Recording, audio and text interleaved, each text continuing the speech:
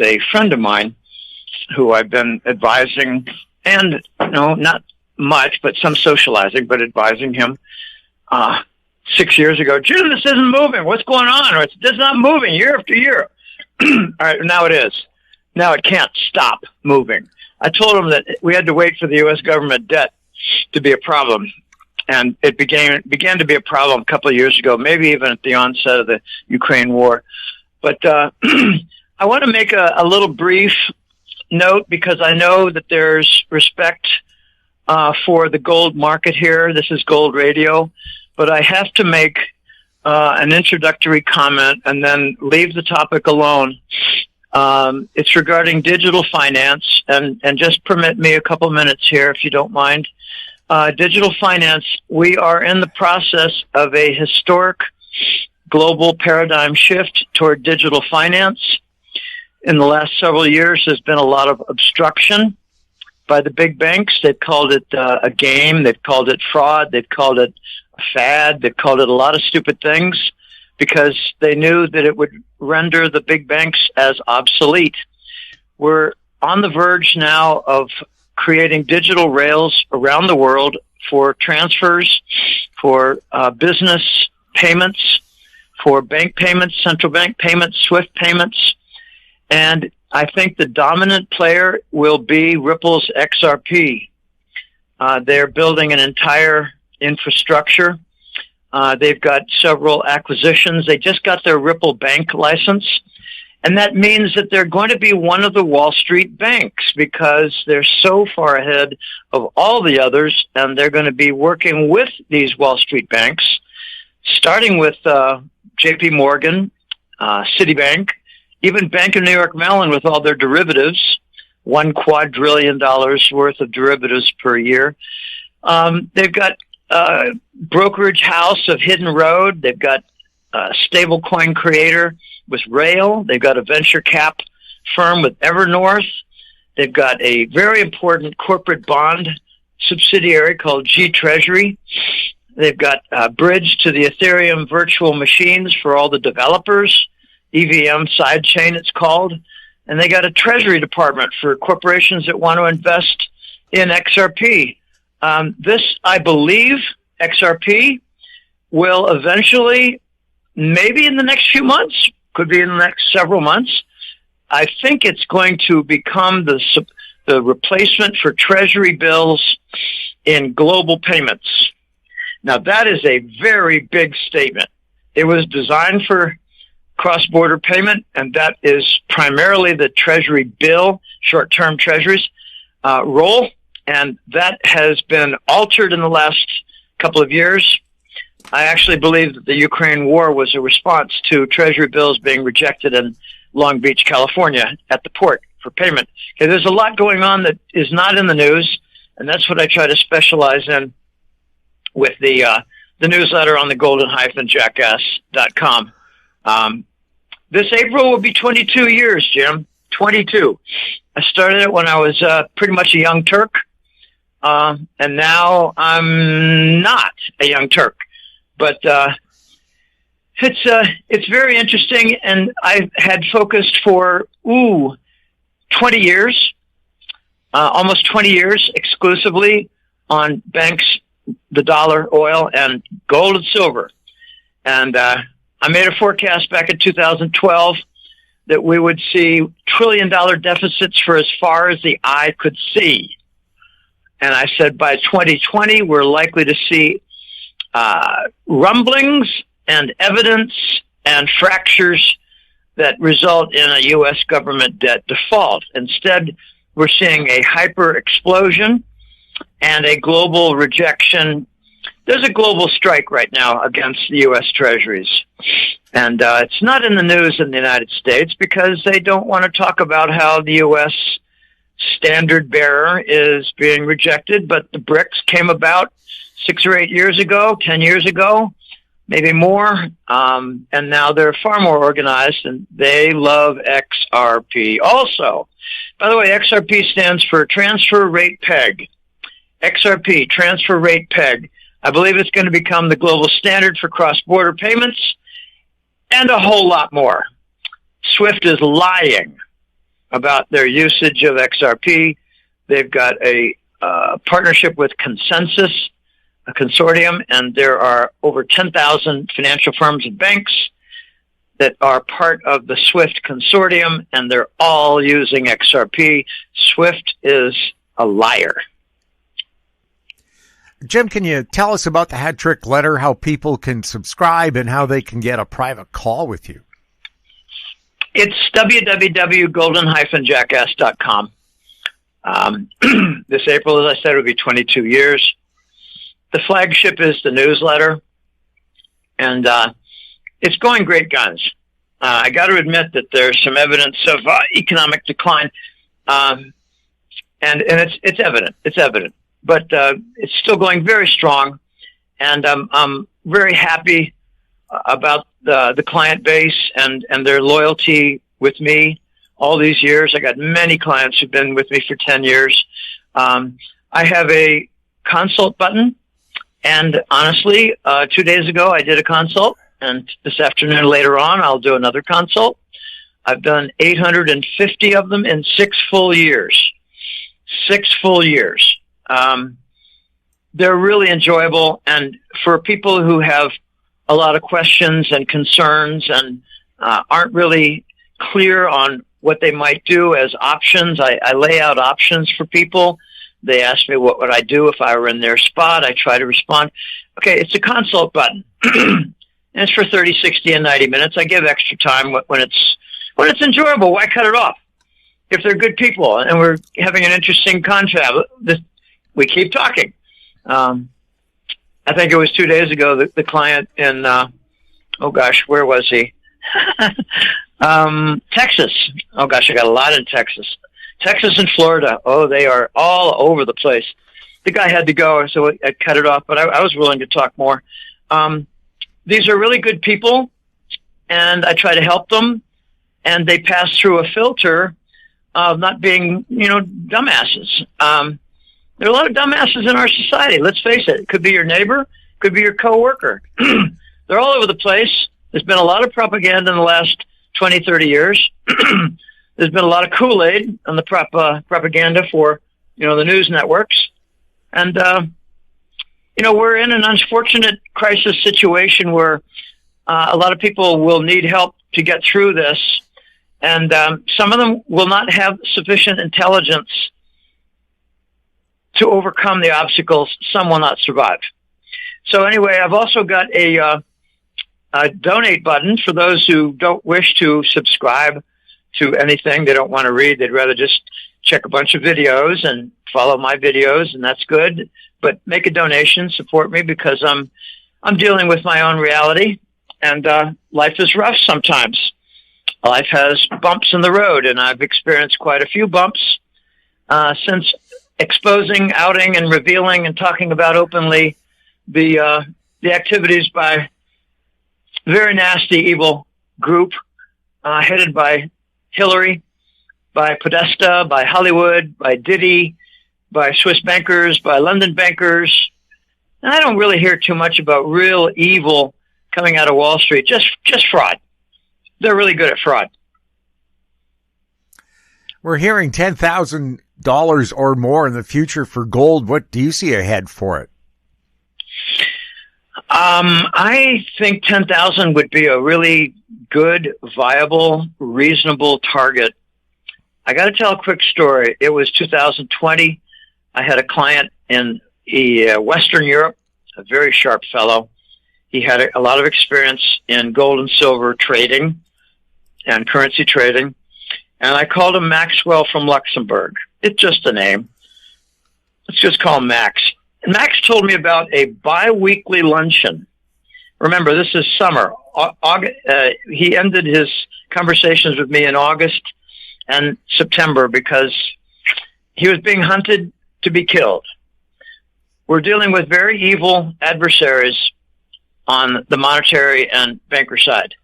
Anyway, he told me that there was a bi-weekly meeting, a luncheon, and it was attended by 60, 80, 100 people every 2 weeks, hosted by the Euro Central Bank.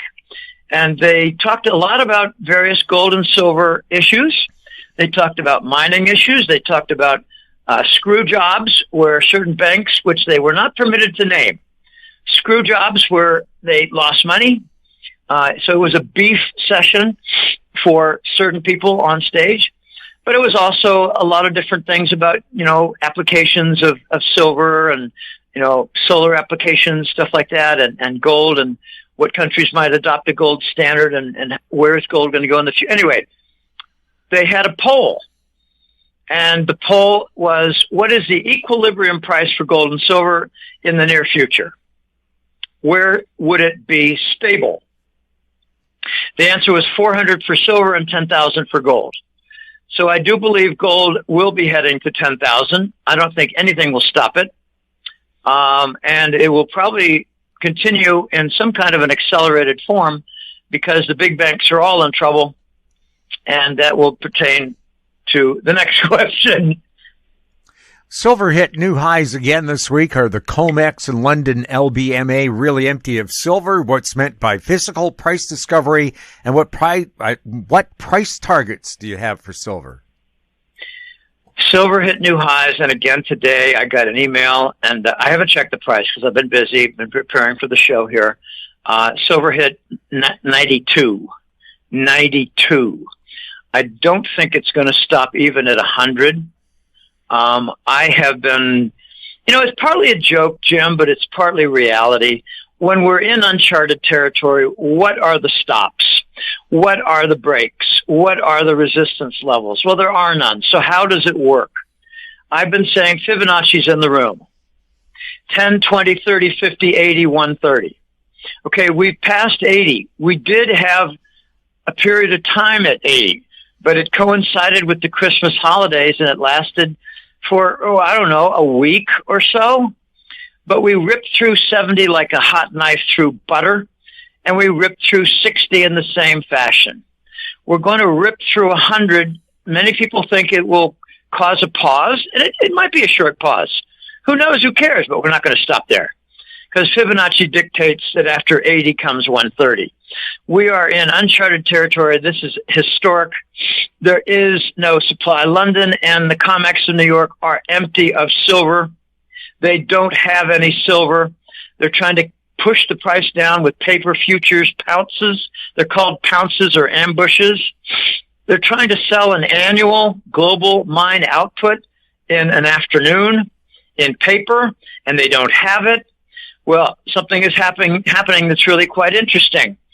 If paper is invalid, if paper is not backed by metal, if paper is a fraud, then the silver market will move to Shanghai, where they actually have physical silver for delivery.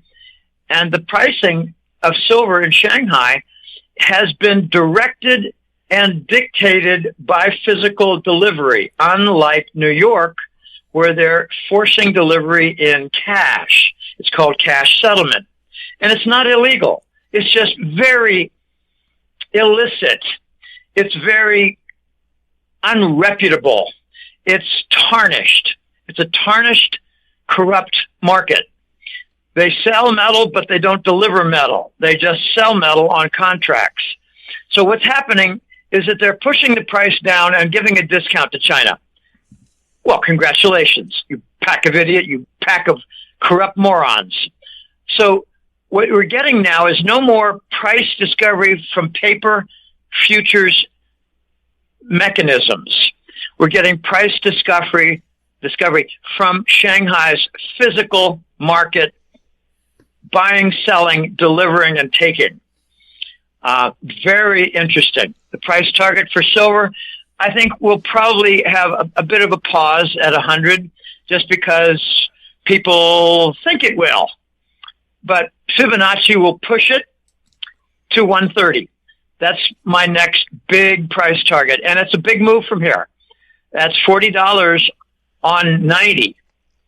So it's like 45% from here is my next target. We're going to be moving fast. We're going to be moving furious. And people who are interested are going to have a hard time finding silver to invest in.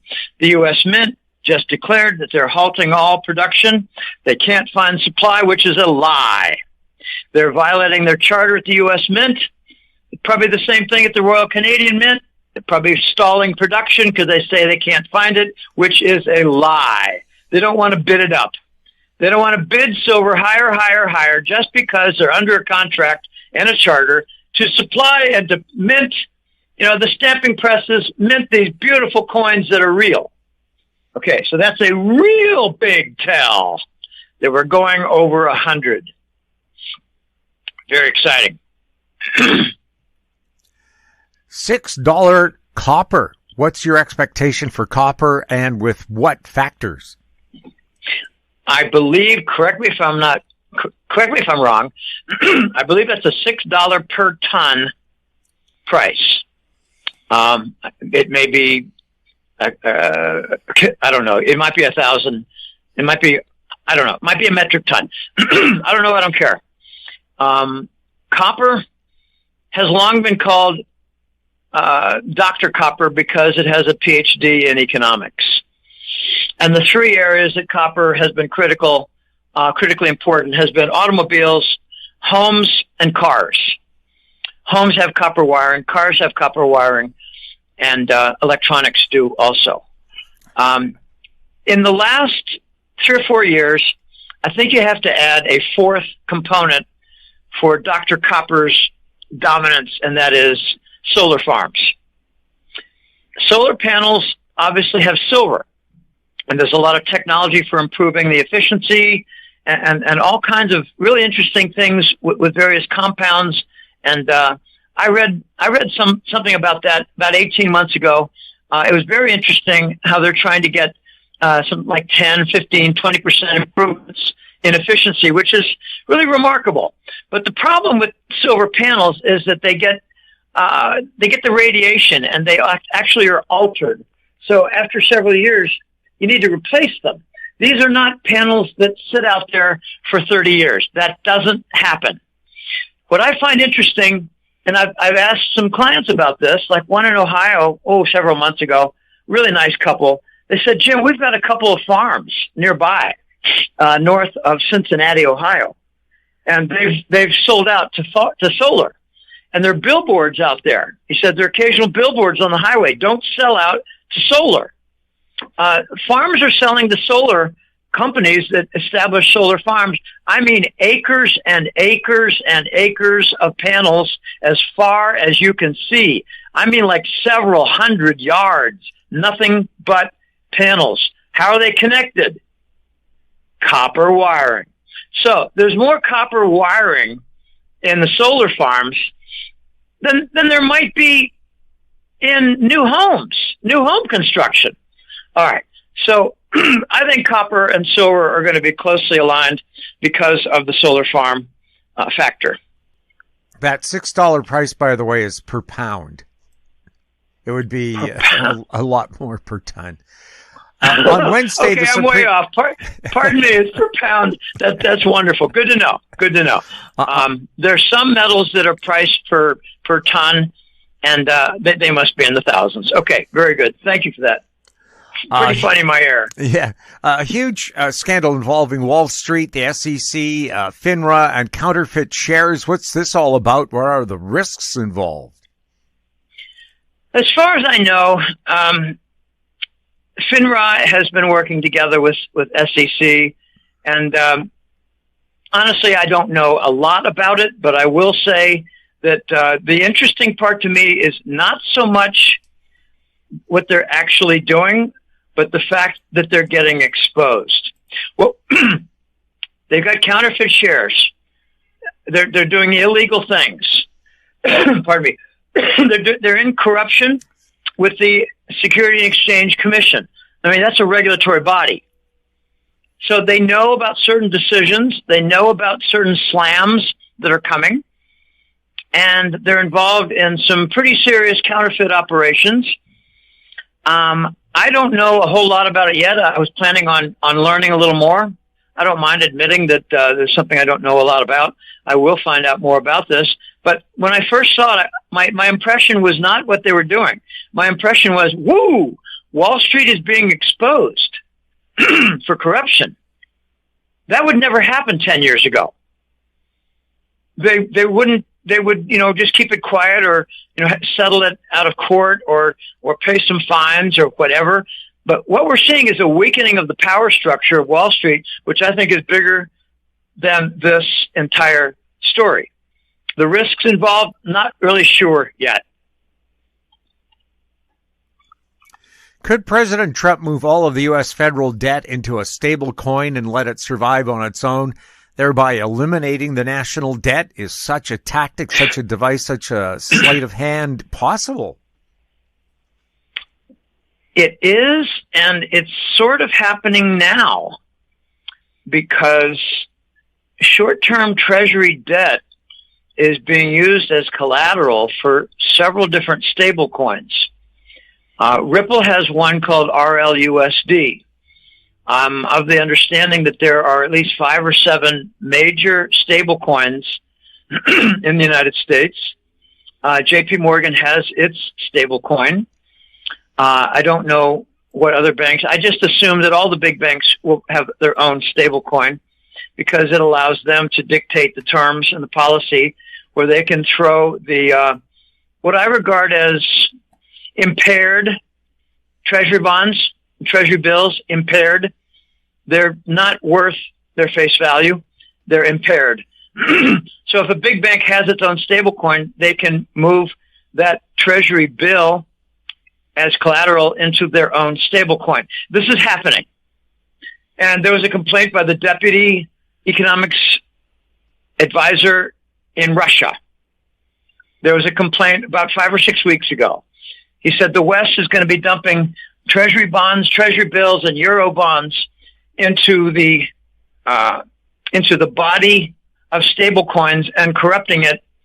And there might be a downgrade of stable coins in a mass event because they're putting the impaired treasuries and euro bonds into this, I call it an ocean of liquidity stablecoin. For those who don't know what a stablecoin is, it is a digitized, tokenized dollar. It's a digitized, tokenized euro or Canadian dollar or British pound or yen. There is a stablecoin yen. There's a stablecoin euro. And let me just focus on the dollar because that's my home country.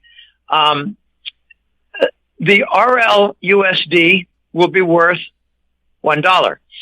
The U.S. tether is worth $1. If you do a chart of USDT, U.S. dollar tether, you'll see that it's between 99.9 and 100.1 cents every day of the year. That's the definition of stablecoin. It's stable. You don't invest in them. Companies purchase them in order to manage their cash, manage their foundation. They won't use, say, cash management and treasury bills. They'll put the treasury bills into their stablecoin. And one of the big controversies right now is what kind of interest yield might the stablecoins offer?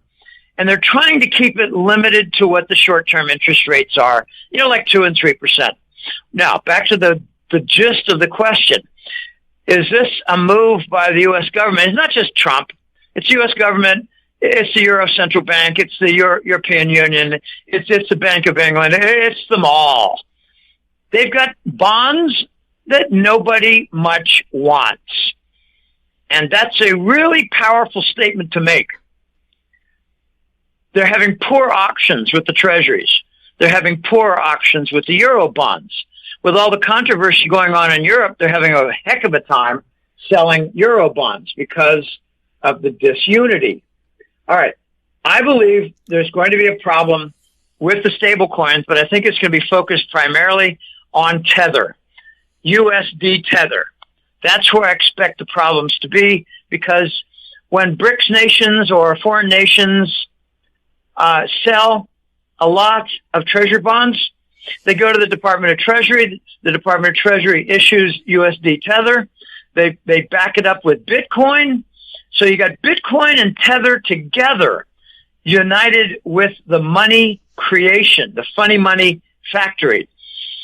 And I think it's just an accident waiting to happen. There's a lot more to do with that. I discuss it in my newsletter, the Hat-Trick Letter on Golden-Jackass. It's a big issue. It's going to become a problem in the next several months. the Russian deputy economic advisor is spot on correct.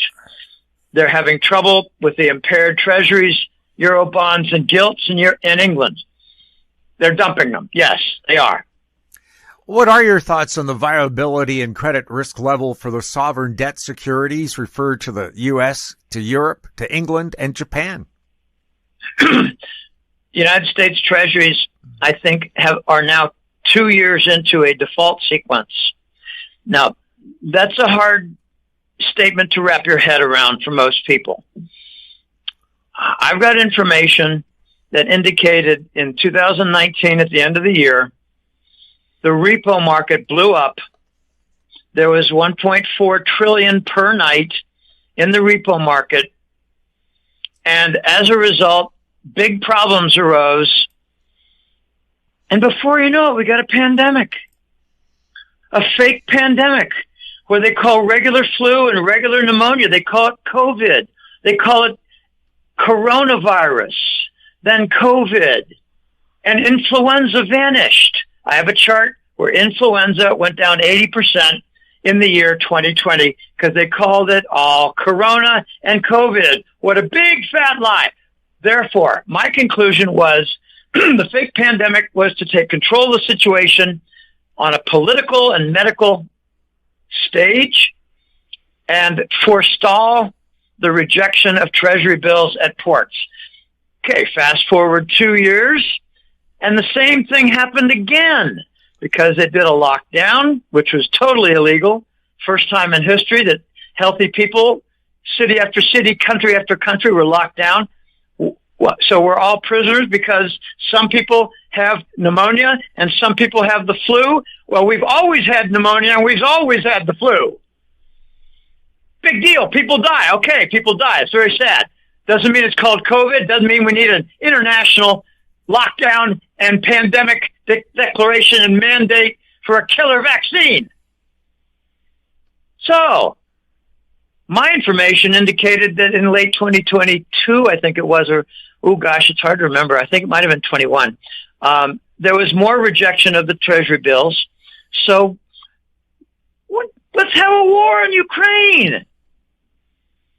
So let's take over the political and military stage, order people around, and order huge budgets, 1/3 of which I believe is stolen by NATO and Ukraine officials. Okay, I believe, I'm just giving examples, putting some flesh on the bones. I believe now we're in stage 4 out of 7 for U.S. government debt default.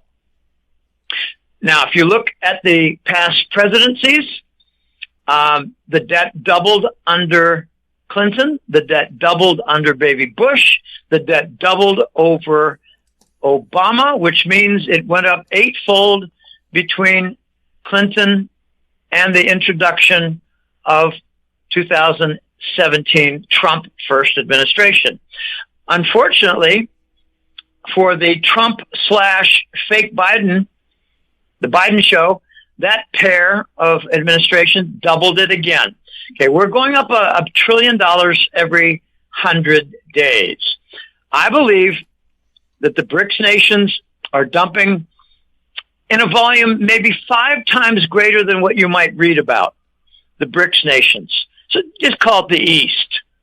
You know, the monarchies in the Gulf, China and Japan are dumping treasuries right now. They're reducing it, and I think we lie about what they hold. I think we look at old data and call it fresh data, and we lie because it's convenient for national security purposes. Okay, I believe that we're in stage 4 out of something like 7 or 8 stages. The next stage is going to be more brutal, where there will be a combination of money going back to Japan from the yen carry trade, which we won't get into today, but money going back to Japan, not just from Japanese firms investing abroad, but from Wall Street that did arbitrage, borrowing 0% money and investing in U.S. treasuries, and for a portion using leverage. So they made several $1 trillion. Okay, money's going to go back to Japan. They're going to cover treasuries. They're not going to find enough U.S. Treasury buyers. We got to, I think next stage will be centered in Japan, the reversal of the yen carry trade.